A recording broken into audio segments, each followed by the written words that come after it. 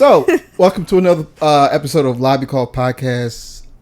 This is episode 7. We have the lovely Grace Weber. Woo! Hello. Woo. There we go. We have Grammy Award winning Grace Weber. She's an awesome singer, great voice. Everyone here, me, Dan, Masego, has worked with Grace Weber. We've talked about her a couple times on the podcast. She's finally up here.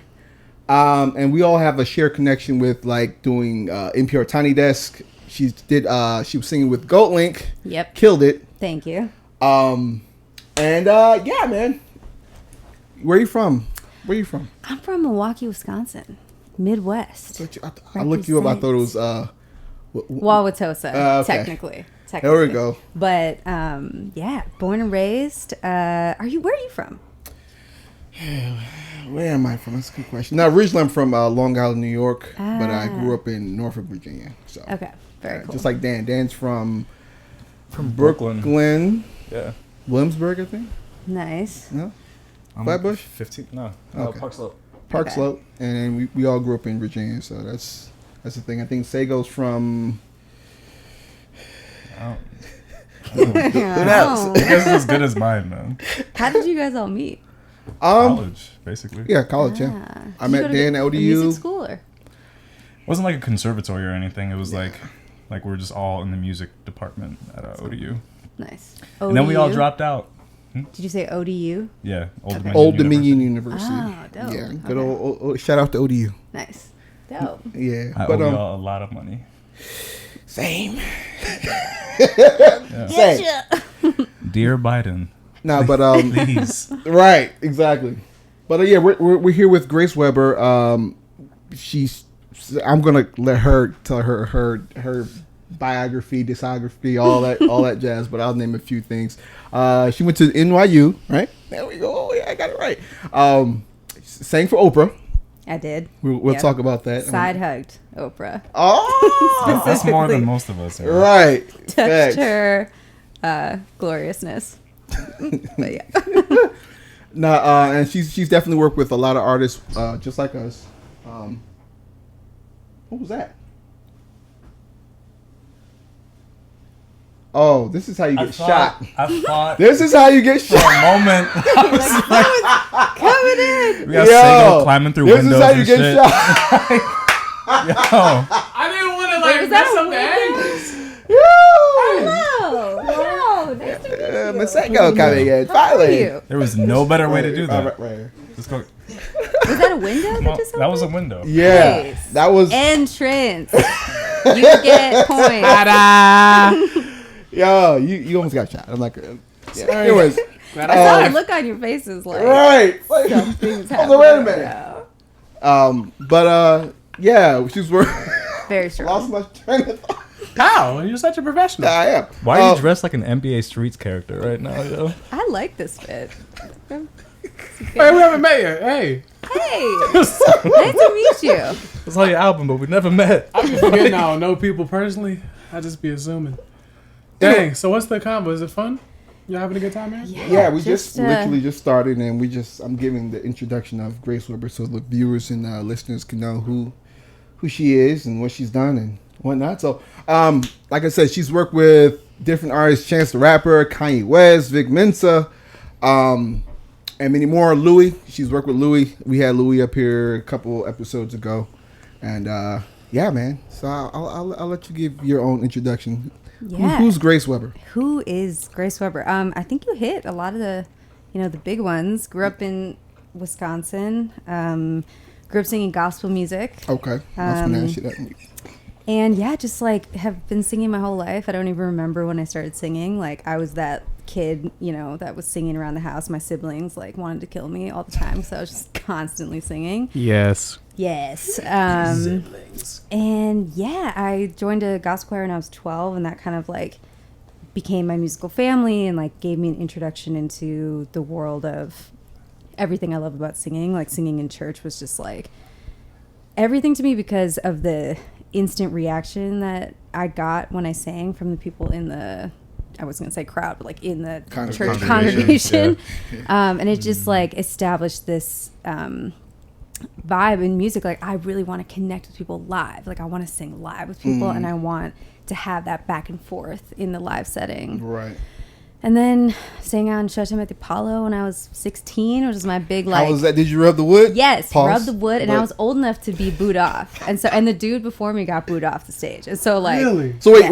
wait. You said they booed you off or they didn't? No. Oh, okay. I didn't get booed off. Okay. It was a very good experience. There we But the go. person in front of me got booed off. Right. You know, I killed the Apollo. Wait, where's the Apollo filmed? New York, at the Apollo Theater. Yo, Monique you was impressed the New host. Yorkers? That's an actual accomplishment. It was terrifying. It Yeah. was like... Those dudes hate everyone. Yeah, it was. I walked out on stage. I got a few like, all right, let's see what this is, and then it went well. But yeah, and that kind of like launched me into the next phase of life, and then the rest, you said Oprah. But then I met the Social Experiment a few years ago, and that's kind of like when I started really making like my own music and like writing the stuff that I wanted to write and like making the sound that I wanted to make. So. Right. I'm sorry. No. She said Oprah and no one moved. No, I'm sorry, we had that conversation. Yeah, we had You that were before late. you Like, you, we bro- were here you, for that. you broke in. Yeah. Like you broke in your own studio. So wait, for me, Right. what? Give me like the cliff notes of this Oprah situation. So I was on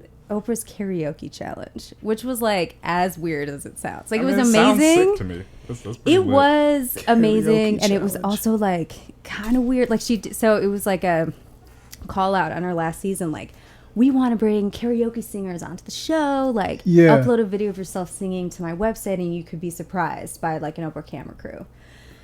So my friends all texted me, and they were like, you should do it. Like, just do it. Yeah. So I uploaded a video of me singing Natural Woman, and like 2 weeks later, BB Winans and like an Oprah camera crew surprised me in the New York City subway system. What? I was fucking like, tight. you're going to be on Oprah. And I was like, what the fuck? And then they flew me out to Chicago, and it was like a very wild experience. That is nuts.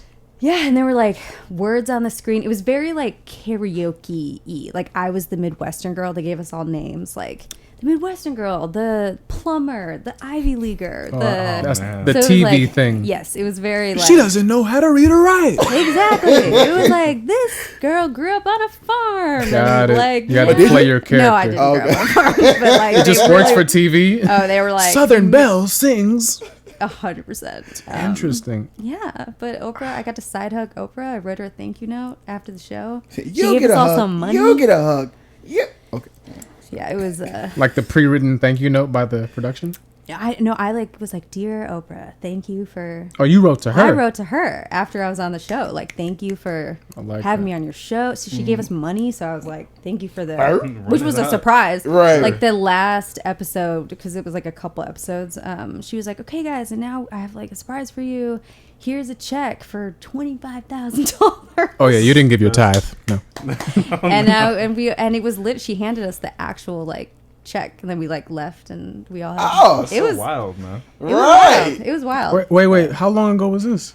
This was my senior year at NYU, which 2011. So I was just figuring out how to stop sucking at music.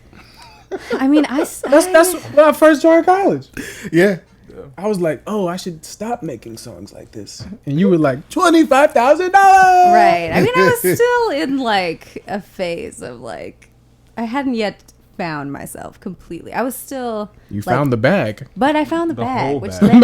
Right. led me to the next step. But yeah, it was Big crazy, ups. and it was an amazing. It was like my first like big like TV thing, and it was like fucking terrifying, but it was cool. Yeah. That's dope. And you Oprah. and you have a single coming out tonight. Tonight, yep, feels like heaven. Yeah, I had a Oh, this chance. is a podcast. Yeah, We're no, going in. We're She doing a marketing. press run right We now. are- You going we're to the live Breakfast yet. Club next? Oh yeah. Nah, she sent me it. She sent me the track out maybe like 2 weeks ago or a week ago. I listened to it. I was like, oh yeah, this is fire. This is fire. You know what I'm saying? So what does that mean? What does the song mean?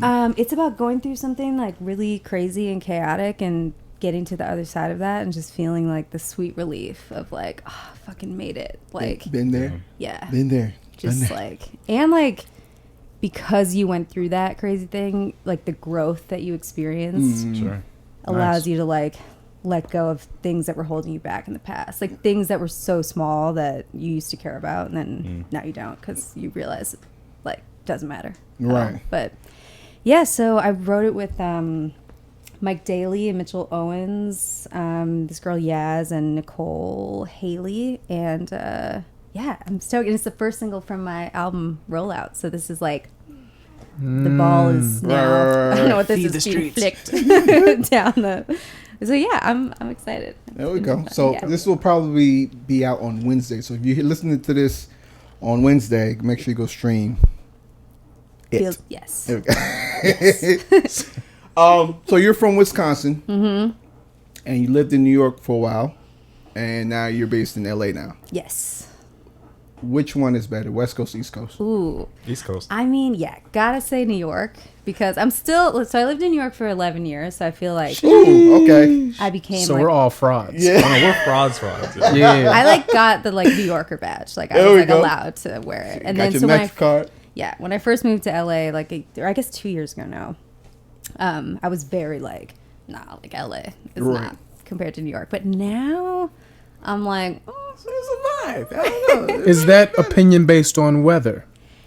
it's actually a little bit on weather and a lot of it on just like the community out here. Honestly, like everyone's out here, and in New York, like everything is so much more expensive that like a studio session, like in someone's apartment just doesn't happen as much as like here people have like spaces where they're working and it's Right. not like you have to rent a studio. Like You're right. the stress level, the pressure is also taken off a little bit because like in a studio session in New York where you're like renting the time at the expensive spot or whatever, Right. It's like, everyone's we got to get. we have to make a hit Yeah, like, right it's now not versus, organic. Can't like, really. let's It's hard to be just chill. organic. I never thought about that. Because Yeah. I never did the whole pay for studio time thing. I've always had like a Your trash. laptop, right? Yeah, I had like a little room set up forever. I'd have like the cheapest mic or whatever and just upgraded that. But hearing that where people are like paying money and having to like make it worth it, they pay that much money.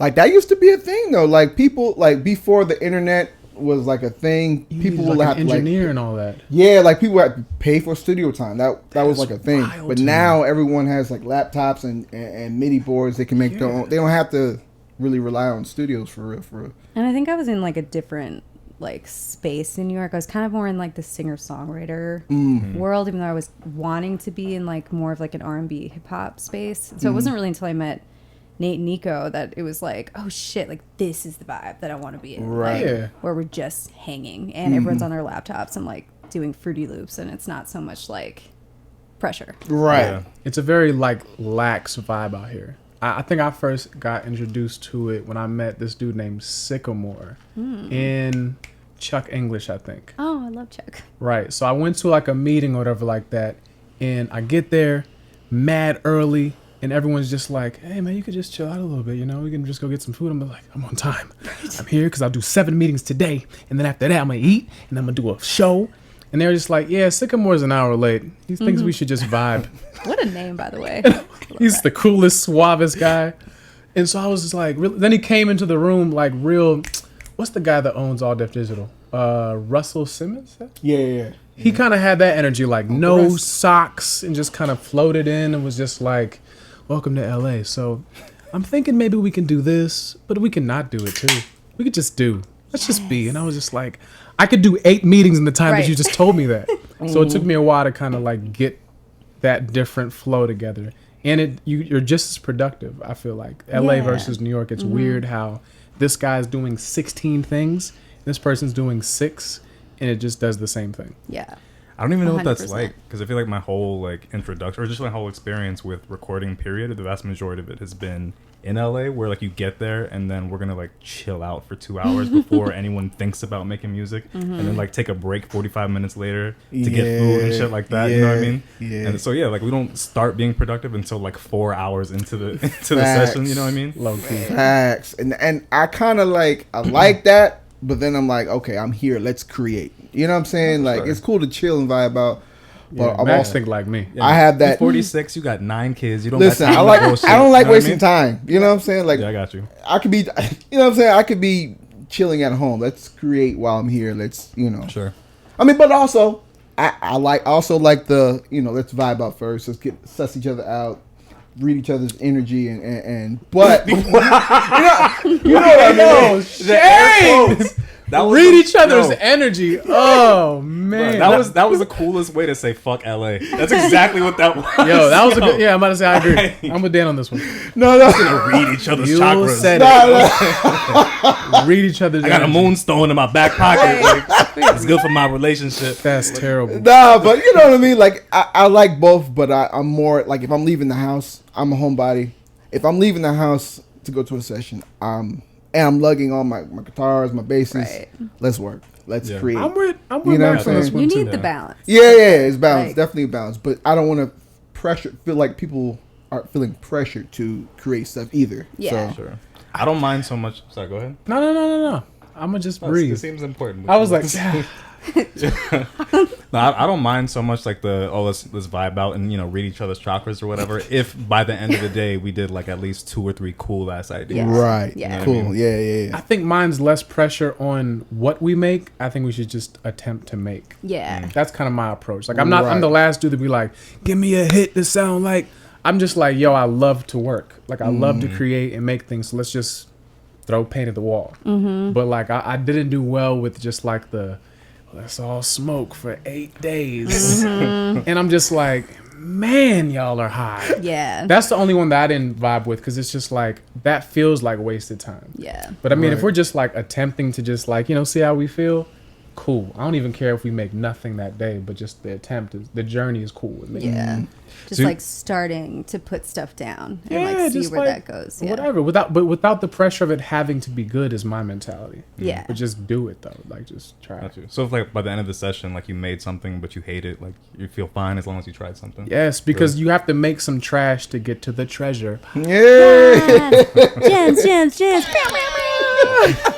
But no, for real, because like I get that. No, when I'm in that's album mode, like I'm trying to make a song a day just to get how I feel out and like get the muscles trained to just like, okay, let me channel how I feel today. And then make the trash beat just to kind of warm yourself back up. You know what I mean? But I think you definitely have to get that out the way before you just instantly say, I just made a hit. It's like, I know exactly how to play the chords that I like or to channel how I feel. So now it's like, when it's time, it just kind of flows easily, I think. Yeah. Facts. Yeah. Yeah, I remember like the first time I sat on the couch at Nate's studio, he handed me an SM57. He was like, just start singing when you're inspired. Right. That's I the was like, that's I it. like that. Okay. Yeah. Like, Yeah. You relax, text, he'll just be cooking. yeah, and just like start. Like You I might could just start and he was scatting recording some- it. Like he just like pressed record on loop, and just like anytime I wanted to lay some stuff down, and then he would just go in and chop all the dope shit, and that's how we started. So I love that Facts. method. Okay. Yeah. So, being from Wisconsin, right, and then moving to New York, was that your first time in like the big city? Oh, that question is The hilarious. big city. And then Who wrote that one?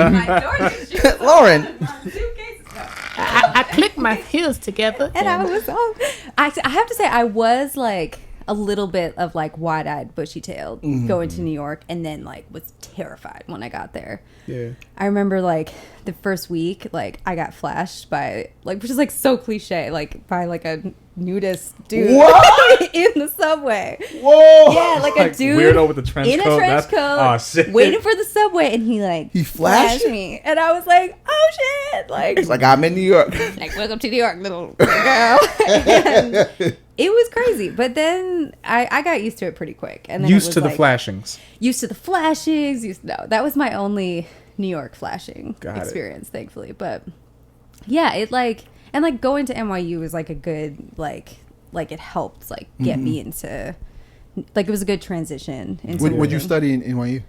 I actually started out my freshman year in musical theater, which was like not the Okay. vibe for me. I realized pretty quick because at my high school we did sort of like we did like The Wiz and fun musicals Right. that weren't like what NYU was doing, was like Oklahoma and like Hamilton. and I was like, this is not my vibe. And I also realized that like in high school I was like, I know I want to be a singer, and especially like growing up in Milwaukee, like I didn't really know like what avenues I had for that. Right. In high school, it was like if you're a singer, you're in the choir and you're in musicals. And so I thought like, okay, cool. Like that's what I'm supposed to do, is like go be in musicals. But then like my freshman year, I realized quickly like this is not right for me. So then I switched into Gallatin, which is a school of individualized study, and I studied music production, and visual art. I'm a painter as well. Cool. So yeah. Just like said her.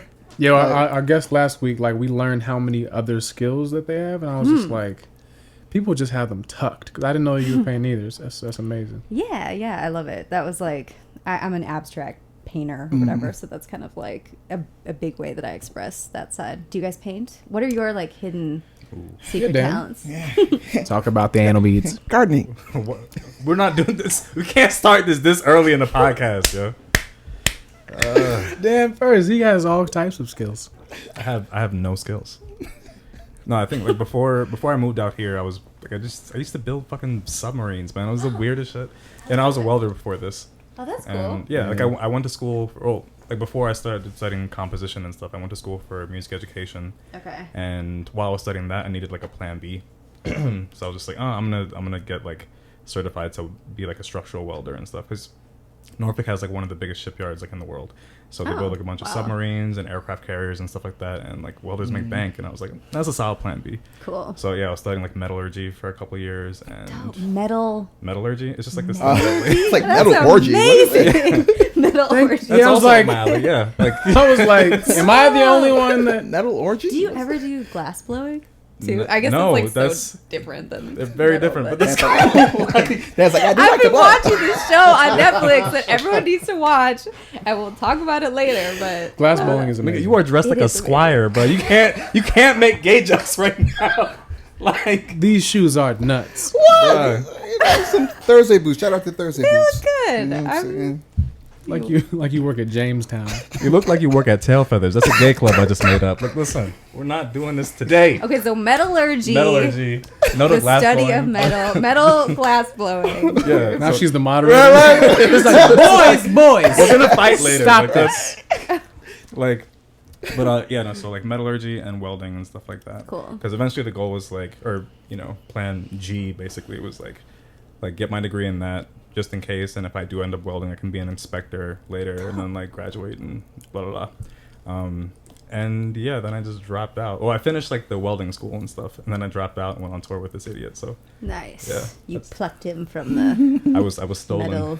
Pretty much. I was like, hey, you want to not make money? I was like, yes, thank you, sir. Yeah. I love being destitute. Oh yeah. All right, so we were. I'm gonna start the first question. I had. So that one with the big city wasn't your first question. Not us. No, I just wanted to know, like, That was the pre-question. I was just curious. Get No, but in your bag. we are talking about How how was your you first came time from in the big city? I mean, listen, because you asked that question, I got to tell a story about being right. Flash. There we go. Yeah, Yeah, it worked out. No, but like just coming from, coming from Wisconsin, my knowledge of Wisconsin is like, are there Cheese. Packers, cheese. right? Milwaukee is actually like a Kinda pretty. big? I mean, yeah, it's like a smaller Chicago. Is how Right. I'll explain it. Got you. Okay. And now it's becoming a little bit like Portland. Sort of. Like okay. the kind of the art scene is starting to kick up. That's cool. Yeah, it's Hipsterville. I like Portland. I love hipster. I do too. Yeah. I do. I like Portland too. Yeah, Milwaukee is great. Lots of beer. Super into that. Right. Yeah, we're like drinking beer at a young age, and that's just the way it is. There we Not go. in a weird way, but No. Shout out to underage drinking. Nah, so right. Now, so we were talking about Milwaukee right now. I wanted to know do you think you had different expectations for yourself growing up? So did you expect yourself to be out here in LA, being an artist, all that jazz? I mean, when I was little, like I used to literally set up, like in my basement, I would set up all my stuffed animals. This is when I was like 6 You had years your old. audience? Yeah, I had like a lot of stuffed animals, and I would set Uh, them up in like stadium Yeah. seating. Turn it. Make sure that's. I'm sorry. There's got to be a better way to do It this. got. Well, go ahead, Grace. I'm sorry. No, I was gonna say I would set up my stuffed animals in stadium seating, and I would tape a flashlight on this like metal pole that we had in our basement, and I would like sing to this stadium of stuffed animals and like pretend that I was singing. And So you already know. so it was, I really was like, when I was really little, I just like used to tell people like, yeah, I'm gonna be a singer. Like that's what I'm gonna do. I'm gonna sing around the world, and like it's gonna be amazing. And it wasn't really until like college that I started like getting like jaded and nervous and scared, and then I had to like kind of go through that process and then like come out the other side. And what got me to the other side of that was like realizing that like no matter what, which is gonna sound cheesy but like that, I just love music and love singing. And like if I ever lose, like I never wanted to become like bitter, you know, or jaded. Like it doesn't matter like what level I would reach or whatever, as long as like when I'm singing on the mic or I'm hanging out with musicians and we're making stuff, like it's fun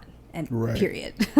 But yeah, I like used to be obsessed with Mariah Carey and Whitney Houston and Celine Dion, and so I think sometimes it's almost like I feel like my expectations of myself, like because I was so like certain on what I wanted, it almost like got in the way of like experiencing other things sometimes. Like I was too almost like obsessed of like, okay, I'm on this path and there's nothing else I can do. Yeah.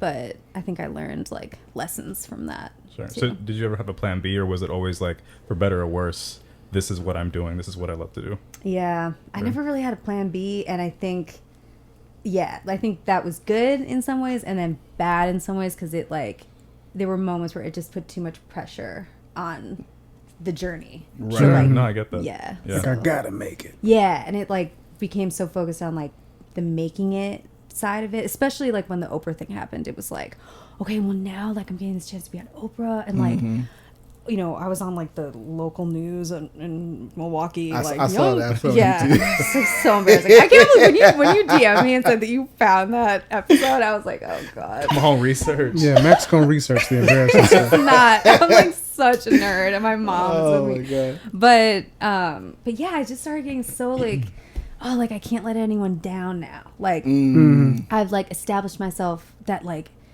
oh, if you're on Oprah, you like have to like do certain things, because otherwise like what does that mean or whatever. And it like kind of like sucked some creativity out of the process. You felt pressured for a little almost? bit. Yeah, just like too much.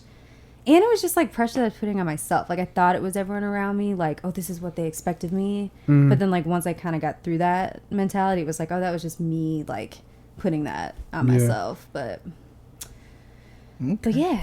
What about you, Dan? I know you said plan B, your welding was your plan B, blowing. What was? I wouldn't answer that because he's not I'm not. respecting Listen, you. you're gonna be a dick about No, I'm this. sorry. I'm just messing. You're No, shaped like Lou Ferrigno's poop. What did you say? Shaped like poop? Lou Ferrigno's poop specifically. Lou Ferrigno's poop. He used to play the Hulk in like the very early. Oh, nice.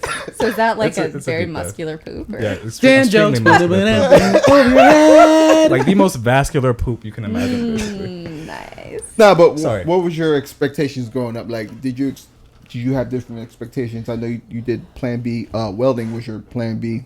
You said it took Plan B. That's what you're saying.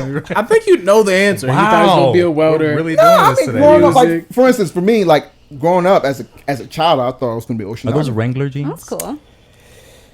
Oh, Max nigga. thought he was gonna be an oceanographer. Yeah, oceanographer or What marine, made you- or wanted to be a marine biologist growing up, or That's a cool. deep sea ichthyologist, like a Oh, he scientist definitely loves Deep fish sea and all that. that studies What deep was the sea last fish. word that you said? Ichthyologist. Ichthyologist. And the word Ichthyologist. Ichthyologist Let's is a scientist that studies fish. Cool. But I wanted to study like the deep sea fish, so The you weird know, ones.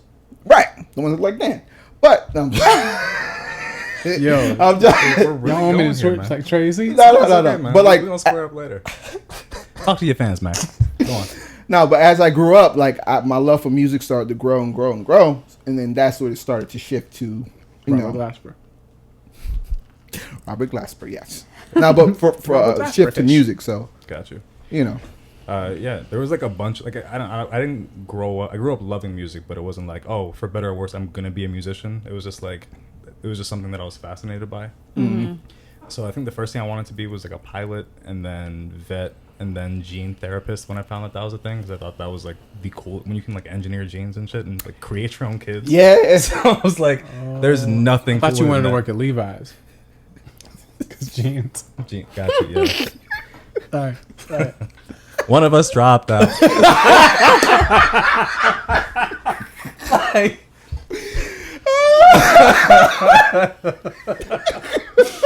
Yeah.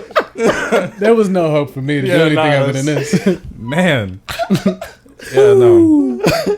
But yes, I was always into music, and then once I started studying music on my own, that's when I was like, oh, I want to do this like every day for the rest of my life. Right. You know, like when I started learning how to like arrange, like I would hear like songs off the radio or like some of my favorite, you know, hip hop songs or whatever, you know, arrange them for marching band or for wind ensemble or for, you know, string quartet or whatever.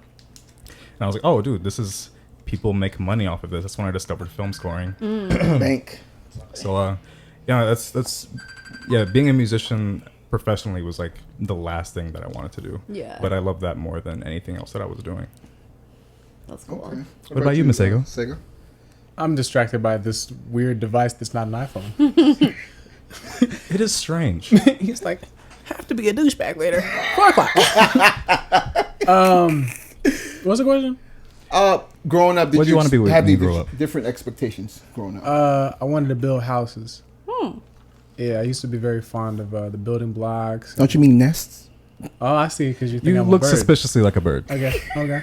No one gets a clean answer. It's a very big nose. I was like, go. So, you know, I like that. I used to want to be a pilot because my dad was a pilot. Wait, what? Wait, seriously? No, he wasn't. He was just he was in the Air Force, and I just assumed he was a pilot. Okay. You can do Like, wait a minute. Wait, if you're you can be in the Air Force but not be a pilot? Yeah, he That's just like really does dumb question. computer stuff. I don't know. Oh, dope. Okay. Yeah, but like I thought he was a pilot, so I was like, I'm trying to be that. And then he come home with a computer, and I'm just like, where your helmet at? Doesn't matter. I figured it out. So, it's pilot, build houses. Then I was just like, math. And then Yeah, that's the thing. yeah, I'm just like, not my bag. And I feel like I was in that baller's life stage for a little bit. So me and my dad built a basketball court in my backyard, and that was like the thing. And then I had this serious injury, and then What was the injury? it was a couple injuries. So I was playing basketball at a construction site, basically. And it wasn't a construction site like you're imagining. It was a house that wasn't finished. Okay. That had like place for a court, and there were nails everywhere. Yeah, that sounds like a Masego thing to do to me. The aesthetic was amazing. And I basically tried to dunk left-handed. That's not my bag. And then I cut like all of this part of my legs. Oh. So I got like 50 stitches. It was a cool Ugh. day. Oof. Bet. Yeah. And then I think I like fell off this very high mound while I was filming at church. And the, like, Mound? it was just this mound that we all just like did the camera stuff on top of, and I fell up that head first. And it was like them churches where it's I like need you to do a better job of describing what is happening. because I'm trying to picture, like in my mind, just sitting on like a dirt clod, like a dirt hill somewhere, and I'm like, Why do you think that's what Africa is? Let's get into I you. never mentioned Africa.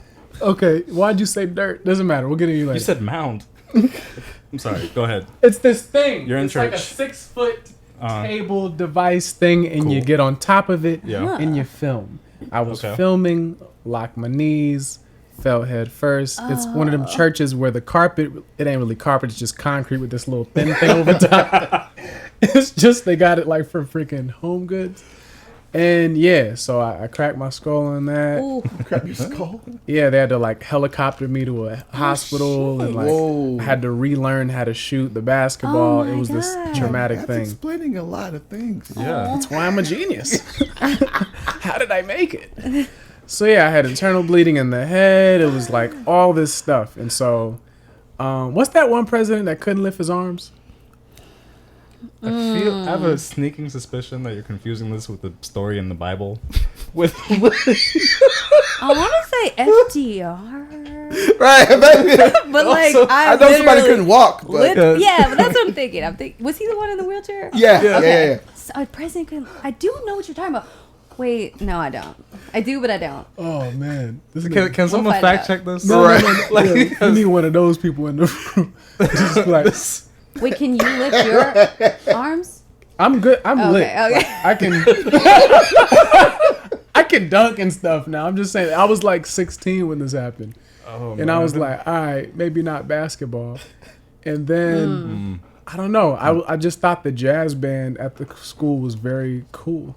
And like there was a rapper in the jazz band, this drummer. and you were the best saxophone player in the jazz band as well. That's correct. No. Yes. No. I think I have the best ideas. Gotcha. And I think everybody else is just very skilled. And then I learned the difference between skill and ideas, I guess. Gotcha. That's a great. You know what I'm saying? Because, I Point. mean, going to these, like, schools that you mentioned, and I have friends that went to Berkeley, and they just get intimidated trying, like, to win the skillful awards. That's Virginia. You know what I'm saying? Yeah. I mean, 757. places have that where it's like, I can do this. I play by ear. I play by ear. I have perfect pitch. And it was just like, I don't think I have the time to really defeat y'all. Yeah. So I was just like, I'm going to just group some Avengers together and then try this idea and we'll make a song. And then I became the guy that could make songs that weren't covers. And covers were defeating the place where I grew up. It was just like, do the John Mayer song, do the John Legend song. And I was like, I don't want to memorize the lyrics or nothing. So it was just all this, I ain't want to do it. So I was like, I'm about to just make my own beats, make my own songs and just like do all that. And then I got like such a high out of that feeling of like, they're watching me make the beat from scratch and everyone's just like amazed, like, oh my God. And so that kind of started the whole artistry hunger, and I was just obsessed with it after that. Okay. So yeah, Cool. it's my journey. We're all like not from LA, right? So we all came from, VA, Wisconsin, you know what I'm saying? So from our hometowns, do you think, what was expectation from like our hometown to... Like, did our hometowns expect us to be something else? Or Sure, like, yeah. I'll start with you, Grace. He loved to talk about Wisconsin.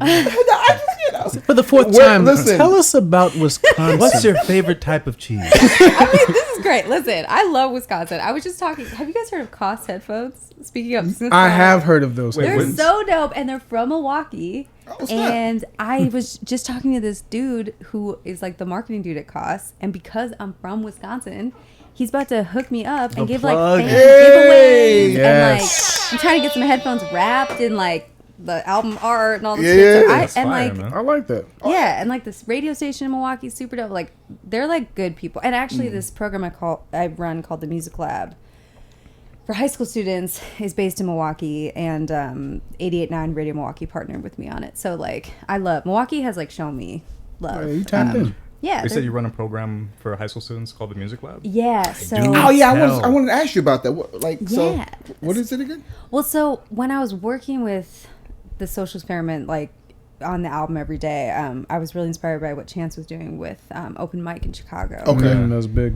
Yeah, and so I was in Milwaukee, like working on some stuff with the album, and I walked into 88.9 Radio Milwaukee, and they have this really cool performance space, but it's like a garage that they like turn into a performance space, but they also have like other events there. And I was like, damn, this would be a really cool space for high school students to do like some sort of program. So I went up to the program director and was like, yo, would you want to do like a music program together for high school students and like make it a nonprofit and make this like free program? And they said yes. So then we started this really cool monthly program where we bring in different artists to work with the students, and it's still going on.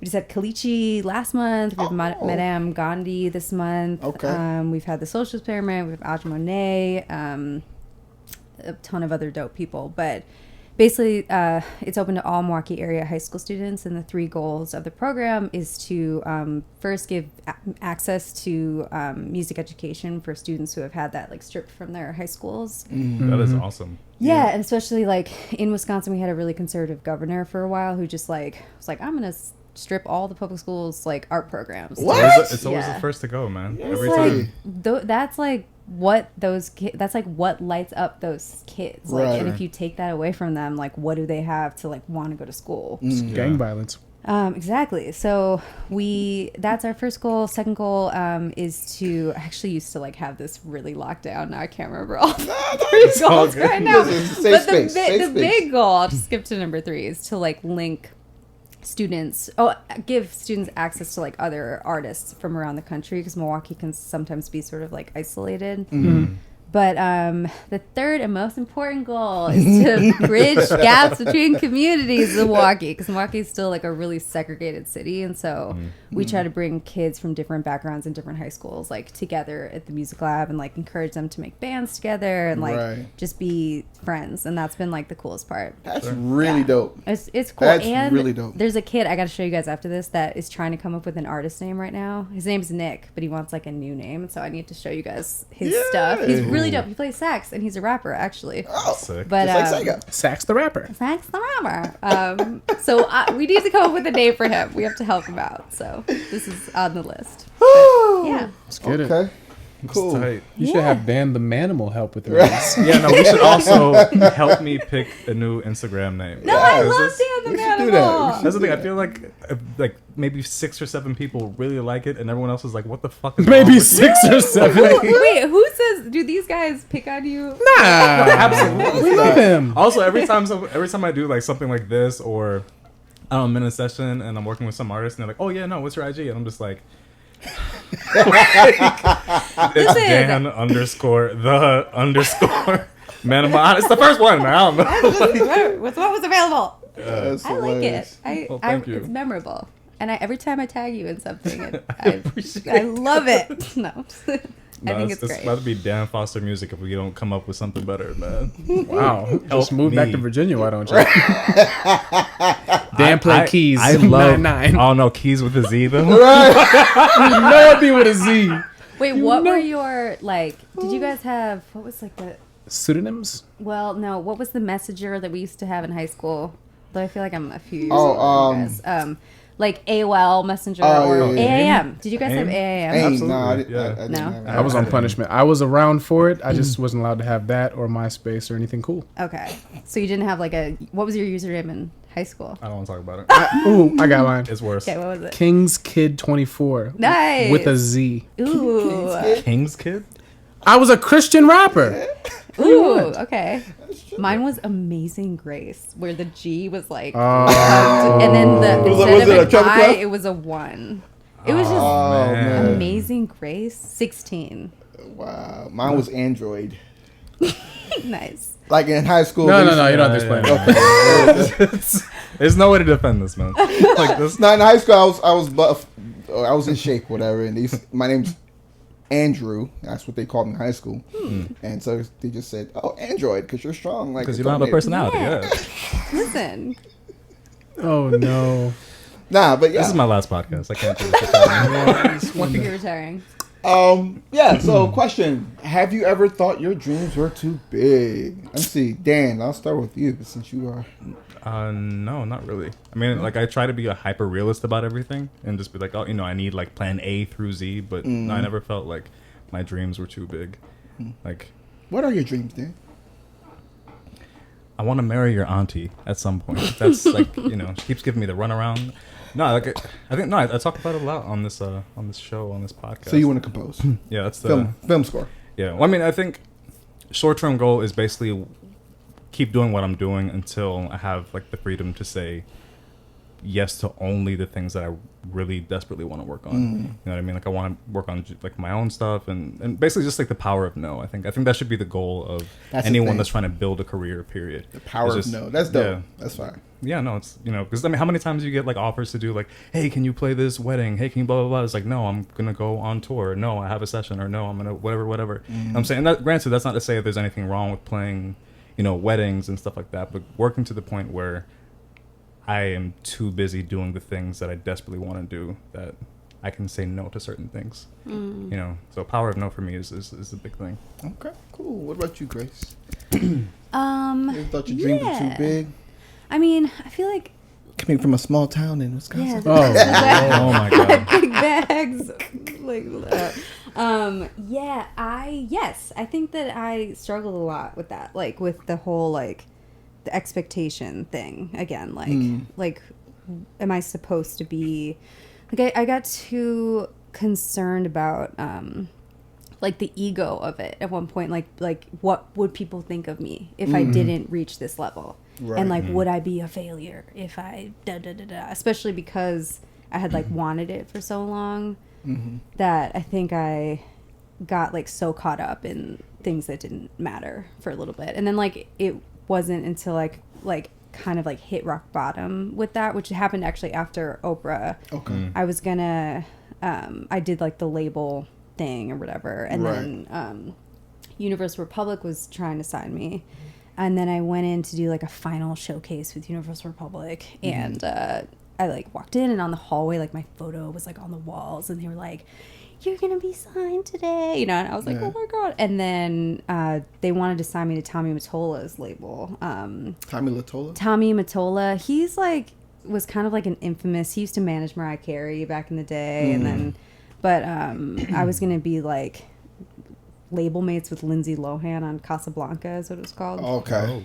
Anyways, the point is that I like showcased for them, and Tommy Mottola afterwards like sat me. He like asked me to sit next to him on the couch, like really weird, and was like, you know, you like I just don't like your voice, and it was like soul crushing. Yeah. After like thinking that like okay, like yeah, this is my moment, and I did it, and then just like walking out of the building and being like, fuck, like Jeez, I didn't get it, but it was like had to happen, and it was like Right. really good thing for me, you know, full circle, because it was like that thing that made me realize like I hate this part of the way that I'm like existing as an artist, and like I hate what I care about right now, Right. and like I need to like I'm either gonna quit or I'm gonna like remove this from like my space and like get back to what I love about music. And that really was like the turning point back into like making music I loved. And that's when I like serendipitously met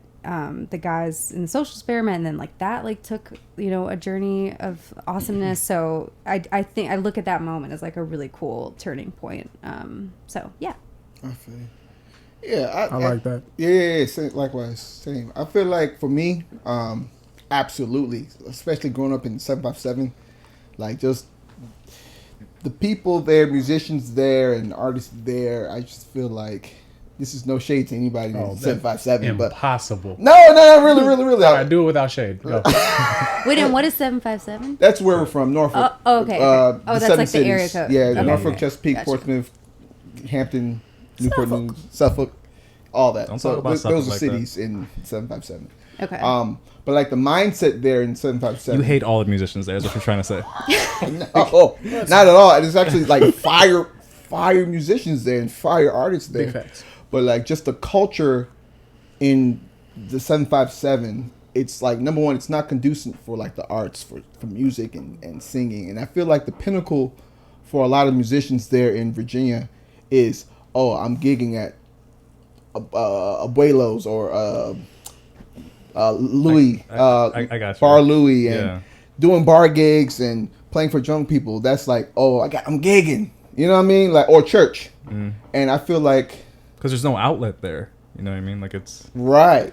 You they know have what I'm saying? some of the best musicians in the world, but professionally there isn't really an outlet for musicians. Yeah, yeah. In a lot of places down south in the East Coast. So there's really like all you can do is just become lit at your instrument, lit as a vocalist, and you know it sucks. But that's just But yeah, it's like some of the best music. I feel like some of the best musicians in the world are in 757. They are. But like it becomes like a big fish, small pond type thing. You know what I mean? And like just the mindset of what success is.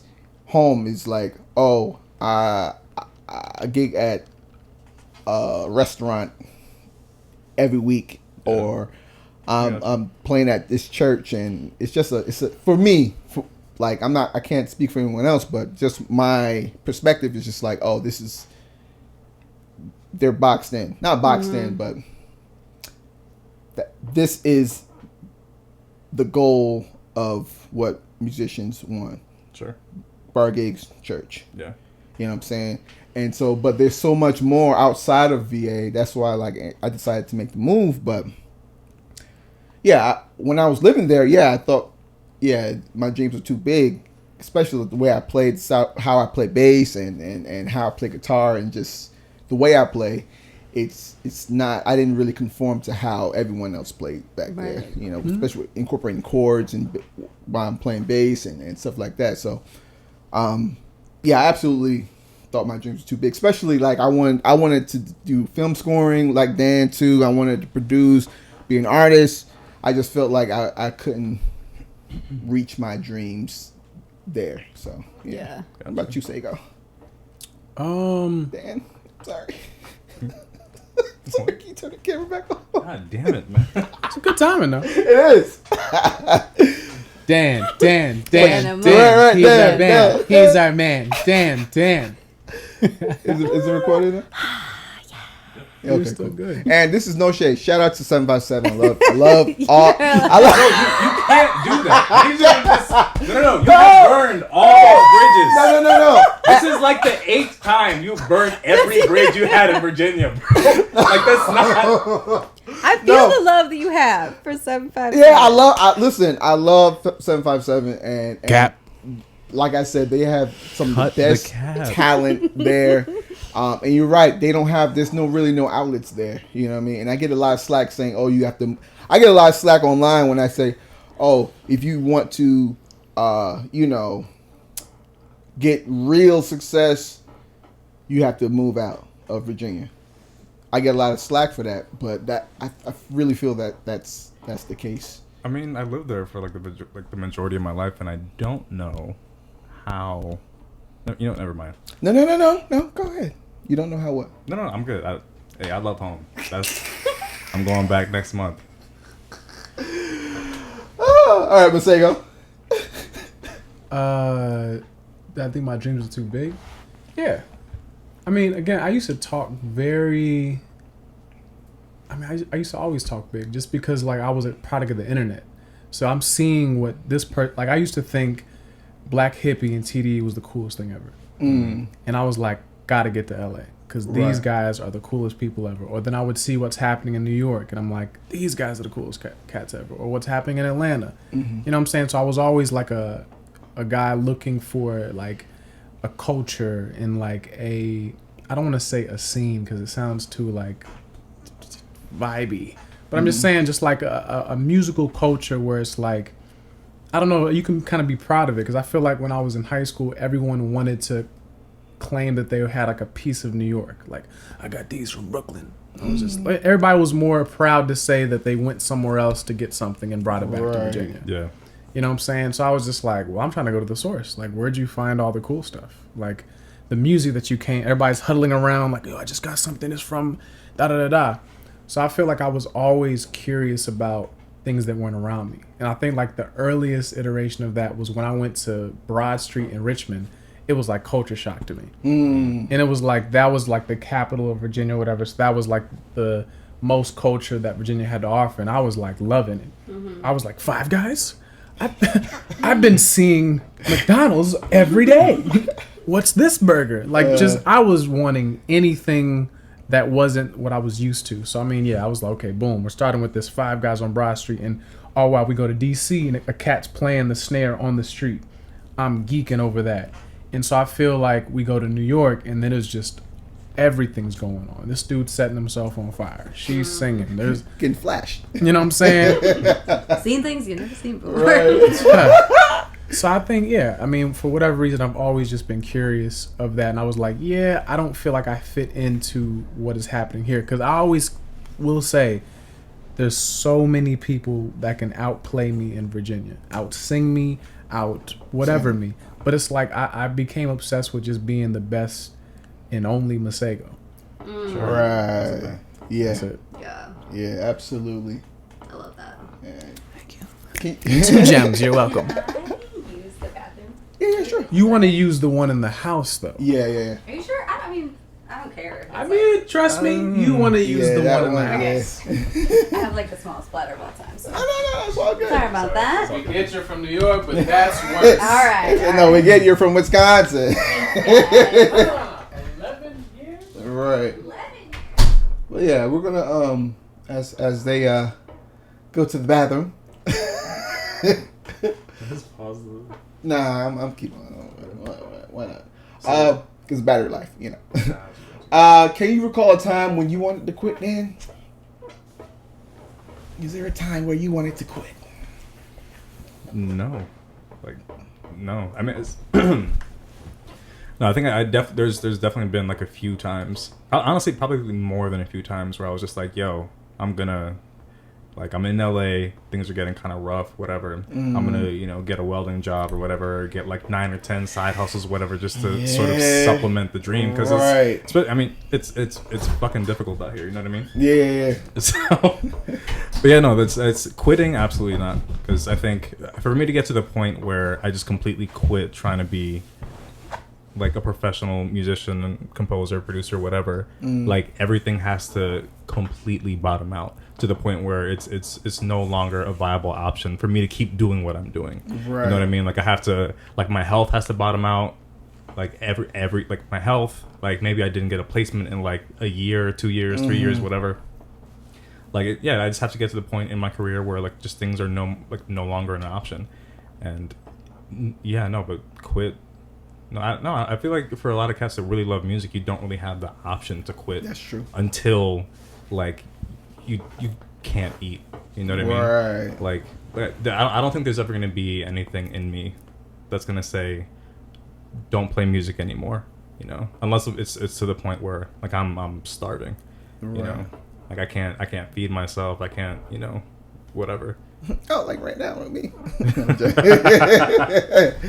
Yeah, quit. No, she found certainly it. not. Here we go. Right. Guide yourself. Yeah, I think for me, you're right about the if you really love music, nah. For me, like no, yes and no. I feel like music is such a passion of mine. Like, really, it's the only thing I'm really good at. You know what I mean? Like, I don't have to put any effort. I'm lazy. Let's keep it 100. I'm lazy. So when there's something it requires me really little effort to do, like music, it's just like, okay, this is what I'm meant to do. And plus, I love doing it. So, but there have been times, especially when I was back home in Virginia, like, playing bar gigs and just like, oh my God, you know what I'm saying? Like before I was touring and everything like that, it was just like, I felt like there was really I didn't see a way out. I didn't see a way to where I wanted to be musically and until I went on tour with Masego. So sure, no, when you're home, or like before you see what kind of opportunities are out there, you're sort of just dug into being like a hobby, like someone who's passionate, just like a passionate hobbyist, right? Weekend warrior. You know what I mean? Like it's weekend warrior. No, that's exactly what it is. That's what it is. Like fun. Work all day, like Monday through Friday, and then like become yourself again when you get to like play music with the homies, or even if it's just a bar gig or whatever, where you get to, you're doing covers and shit like that, or maybe you get to do like one original song, the band wrote together or some shit like that, but that's when, that's when you really get to be yourself, and right, so yeah. What about you, Masego? Before you were Masego, you ever felt like quitting? Yeah, you wanted to quit. Oh, I'm Masego. No, like everything works out for me. I wasn't gonna go that route with it. I don't know, nigga. I'm rich. I don't know.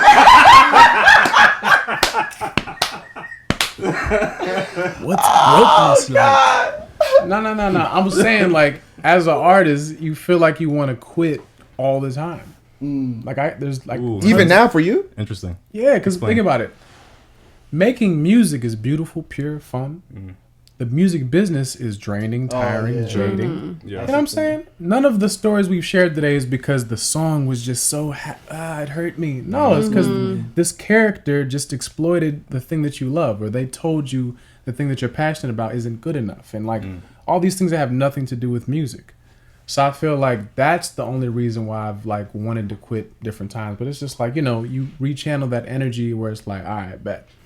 I love this. How do I find a way to make it where this is taking up most of my energy and not this foolish stuff? Right. The suits. I think we talked about it in episode 2. Oh, I'm saying they're the ones that, because trying to make money with your art is what ruins it. Yeah. Yeah. Right. It's necessary. Yeah, I get it. It's necessary. Paid for the house. Hallelujah and all that. But it's just like, I try to put as much pressure off the music so the financial success of it doesn't matter.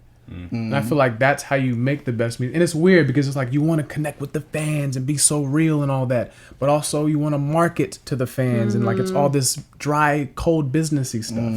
So it's like finding that balance is a little bit nuts. Yeah. But I mean, it is necessary because it's like if you choose to make this your cash crop, then there's a certain way you have to behave.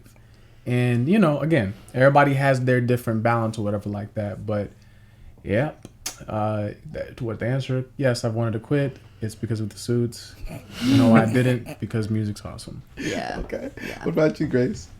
Yeah, same. Yeah. Just like those moments where it's like the soul sucking parts of it, but then the amazing parts of it is what keeps you going. And like for the longest time, like I hated the marketing side of music so much. Like I just like didn't want to make the TikToks and all the stuff, and like I feel like after like what was it? How many hours are you supposed to do something? What did the Beatles 10,000. do? 10,000. Yeah. I feel like I actually like recently crossed this threshold in like the marketing space of like feeling like, okay, actually this can be fun, and like there can be a creative element to this that I'm Right. like always like thought there was, but I never knew how to like get there, and now I'm starting to like have fun with it, which is making the whole process like way better.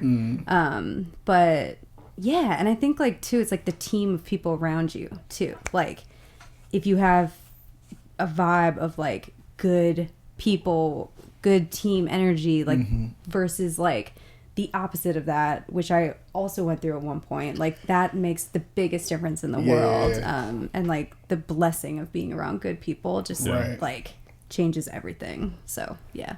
Okay. I like that. Yeah. That's facts. Also a question from IG, Instagram. At Royal Pain. Don't say anything. I see you. I was gonna let you live. I didn't say anything. Your face said it all. No, man, I'm just in here minding my business. At Royal Pain asks, do you have a most memorable or meaningful performance, or just one that comes to mind right now? Why does that stand out? Masego, I'll start with you. I feel like we've answered this before. It was Lisbon, Portugal. Because of the diverse crowd. Okay, yeah. But was that the one like where we didn't have any gear because like we were on our way back from Africa and they lost all our shit, so I didn't have any keyboards. That was the first time we didn't have a looper. That was the first, but then we lose it again the second time? The second time. Every time we go to Portugal, they lose our shit. Yeah, it's the thing. Wait, what did you do? What was the He solve? juggled. It was like Yeah. I mean, again, entertainment is entertainment. You know Yeah, what I mean? no, absolutely, so man. we going to get through the jump. And I mean, I feel like we got through it to a point where it's like, okay, we don't have instruments. We don't have clothes. Yeah. So what are we? Wow. Yeah. What is left? How awesome. Yeah, To so- get to like experience that and do it. And Yeah. It's rock bottom. Like, that was the first time. Sorry, go ahead.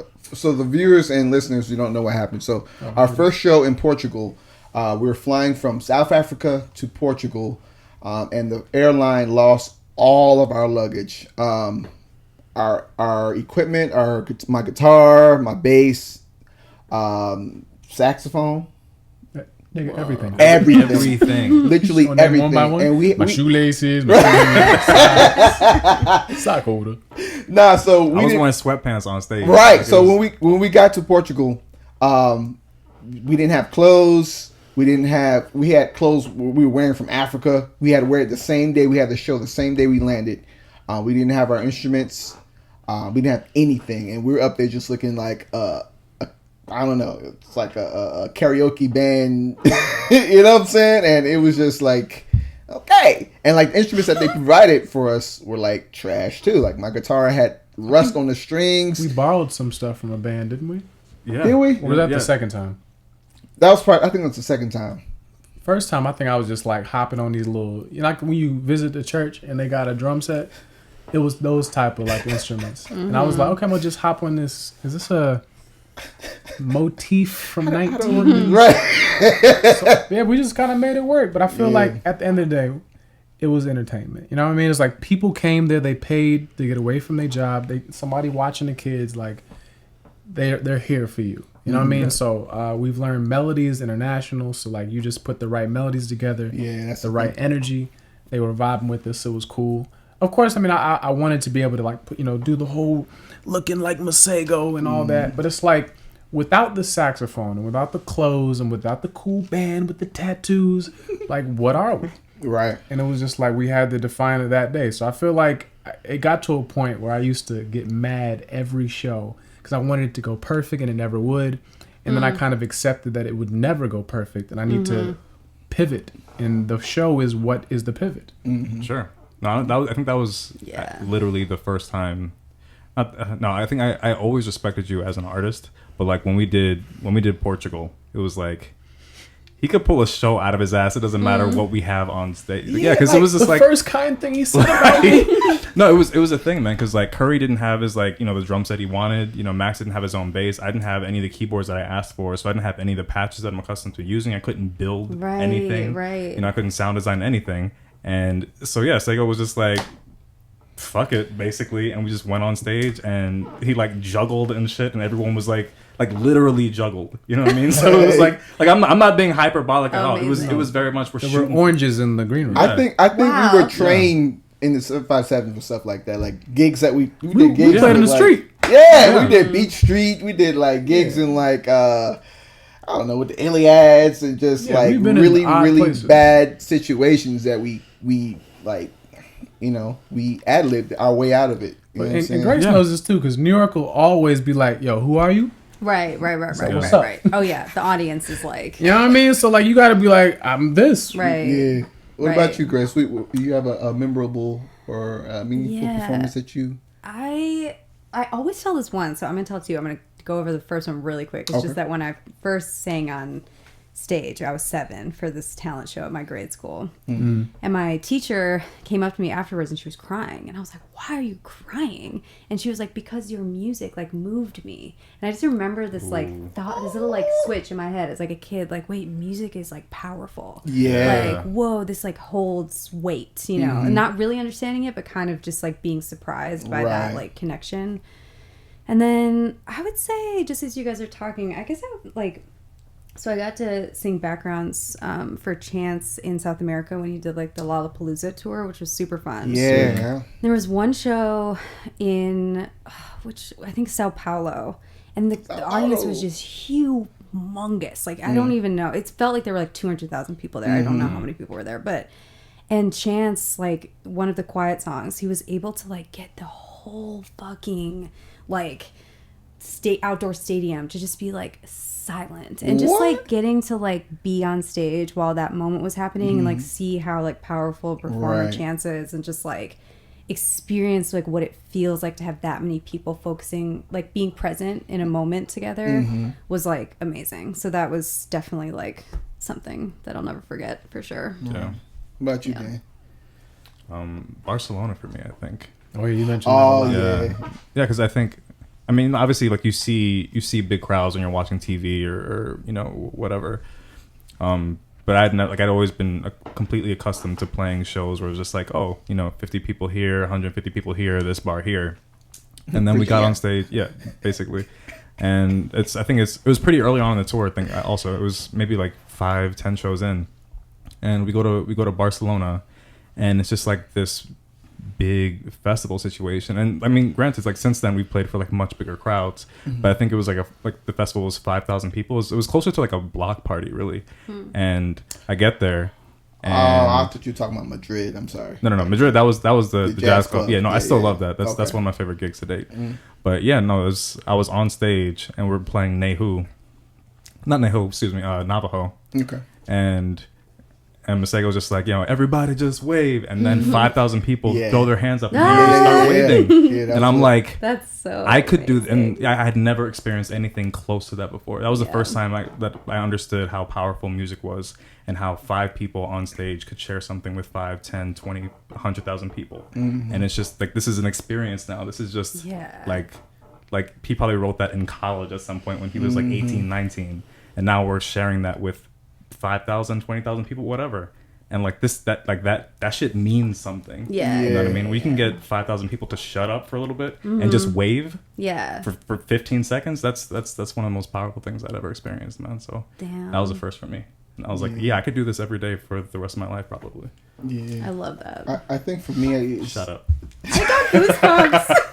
I love it. I think for me, it's we did a show and it was a jazz festival.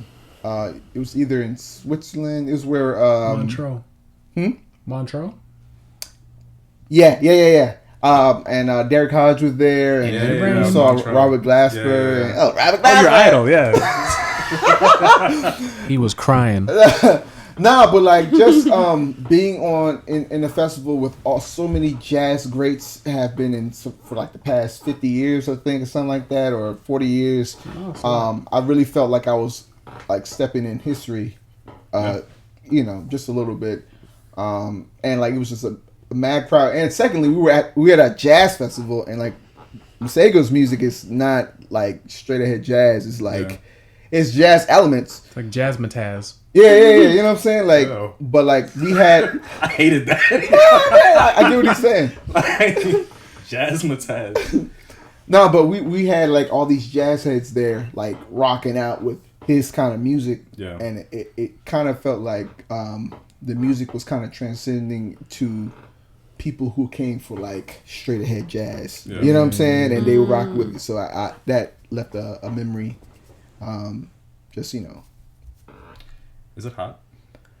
I told you it was going to get hot. Yeah, I know. I've also been drinking, so I don't know if that's You have a cardigan on, so you know that might be. All right. Speaking of meaningful, what do you think is the thing that people connect most with when it comes to artists and like music? What do you guys think? Is it melody? Is it lyrics? Is it just vibe? Is it what? What do y'all guys think? I'll start with you, Dan. I mean, lyrics are great, but music is international, so melody sort of transcends everything. It's like you don't have to write something meaningful for people to feel something. So I think melody first and foremost, because like if you speak Swahili, you speak Japanese, whatever, and the song is in English, people are still gonna feel you if the melody is good. Yeah. So yeah, melody. I feel you. What about you, Grace? I would say kind of the way Masego was explaining, like the artistry of it, where it's like you put these things together and it becomes like a new thing, and it's like the melting pot of like all the elements together. Right. Is what is the thing that connects the most. And I'd also say that there's some. Have you guys read Oliver Sacks? It's like a book about the brain and music and Alzheimer's and how like people who like can't communicate or and just like other brain. Yeah. They can't communicate anymore. They can't remember things, but then like if they sing it, they can talk, or if they hear something, No, I like hadn't heard that. all this stuff in your brain is like unlocked because of Yeah. music. Like I really feel like there's something in our physiology that just like connects to like rhythm Vibrations. and melodies and just like sound waves. But yeah, I think it's the pot of soup. Okay. Music soup. I don't know. What about- Snaps. There we go. What about you, Sega? Yeah, soup. Soup. It's the soup. That's my answer.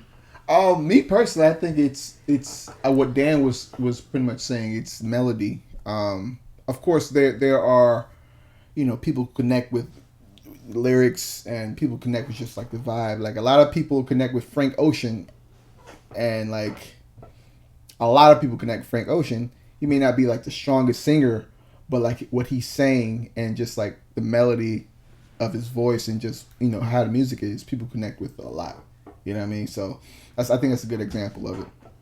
So Just so y'all know, Maxwell said he wasn't the greatest singer. Not Masego. His words, not mine. Frank Stans, do not attack me. Maxwell. Go stream Merlot. No. Frank Ocean is a fine singer. You know what I'm saying? He's dope. Fine. He's amazing. Yeah, he's dope. Yo, his shade is so. No. He's a The thing- fine no, The boy. thing that makes Frank Ocean the most amazing singer is like the space that he creates between the notes. Yeah. And like the timing Tone, of how yeah. long he like holds shit is so, and the tone. Yeah. Tonality. Yeah, he's dope. I'm like, y'all trying to make. Tone and tonality. Yo, they about to eat Yeah, I'm through trying you. to know. No, Frank Ocean's dope. Let's not, I don't want to. Yeah, start. He said, the lad's kind of good, They at me. I'll ask another question from IG. I don't even know. IE is blessed. Eid Mibad. Is blessed. Is as, hidden. if you're creating a playlist on a CD for someone you want to impress, what are some songs you would put on it? Return of the Mac. Return of the Okay, that's one song. Dan. Dan. Ooh. Slipknot. I was waiting for it. I was waiting for the slander. Forget it. I'm only half black.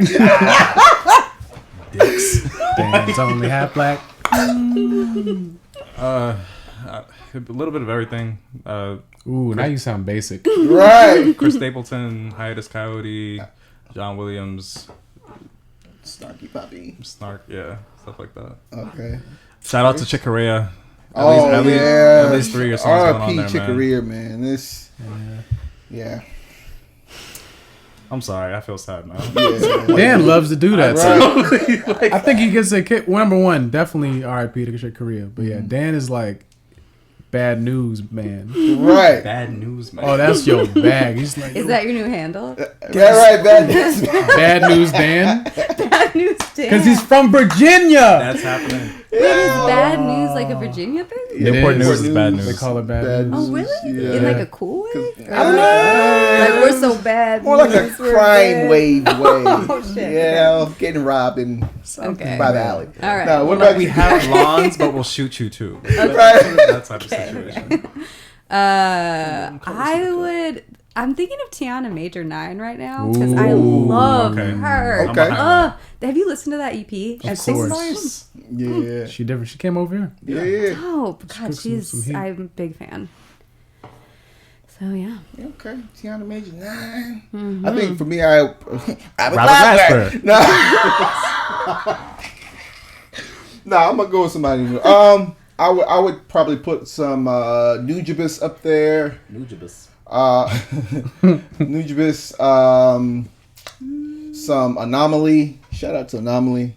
Some Jacob Collier. Sure.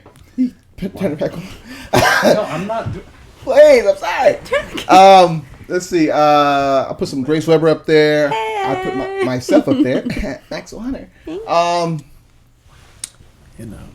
And Masego. You make me feel like I'm alone. Speaking of Masego, Masego has to go talk to his Zoom manager. meeting. Okay. Well, Woo, Masego. peace and love. I respect you a lot. We're getting there. Crack the back. I'll do one more IG question and I might go live. I hope you're going live. Yeah, let's go live. Is this gonna fuck up the recording?